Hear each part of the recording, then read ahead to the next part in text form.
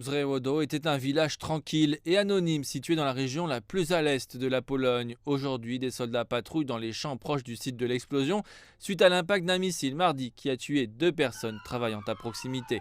Une vaste enquête est en cours sous la vigilance de la communauté internationale. Une enseignante a expliqué que peu de temps auparavant, les enfants avaient préparé des projets pour le jour de l'indépendance polonaise. Aujourd'hui, les leçons portent sur la meilleure manière de leur expliquer ce qu'il s'est passé. Les moments les plus difficiles ont été au début de la guerre. Après plusieurs semaines, la situation s'est plus ou moins calmée. Mais avec cette explosion, nous sommes sous le choc.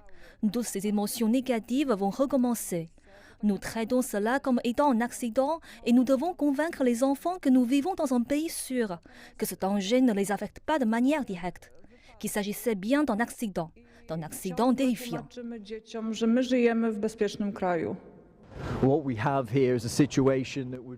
Ce que nous avons ici est une situation qui serait presque surréaliste si elle n'était pas aussi tragique. La mort de ces 2 agriculteurs après qu'un missile a frappé ce village de l'Est de la Pologne, un très petit village, moins d'1 millier de personnes vivent ici, a propulsé l'endroit sur le devant de la scène médiatique mondiale et s'est porté à l'attention des dirigeants internationaux. De fait, des craintes avaient initialement été soulevées concernant la possibilité que la zone aurait une escalade significative du conflit entre la Russie et l'Ukraine qui dépasserait potentiellement les frontières de l'Ukraine vers un État de l'OTAN. Les autorités locales m'ont dit qu'elles craignaient le pire lorsque la nouvelle est arrivée. Quand je suis arrivé au bureau, il était clair que quelque chose d'inhabituel s'était produit. J'étais assis là en regardant mon téléphone pour voir si quelqu'un pouvait nous fournir des informations sur ce qui se passait. Je cherchais à savoir si d'autres roquettes avaient frappé d'autres endroits, s'il avait eu une contre-attaque, parce que tout le monde autour de moi était convaincu qu'il s'agissait du début de la Troisième Guerre mondiale.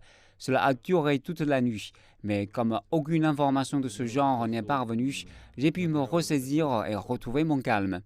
Établir ce qui s'est passé semble être loin des préoccupations à des dirigeants locaux qui doivent d'abord s'occuper de maintenir le calme parmi les habitants de la région. Le problème est qu'au fond de l'esprit des gens se trouve la pensée que ce missile pouvait en annoncer un autre et que cette fois-là, il tomberait sur leur maison, entraînant la mort de tous leurs proches. À cause de cela, les habitants sont dans une situation inhabituelle et souffrent d'un traumatisme extraordinaire. Mais premièrement, le temps guérit toutes les blessures. Deuxièmement, lorsque les choses redeviendront calmes, les gens finiront par oublier.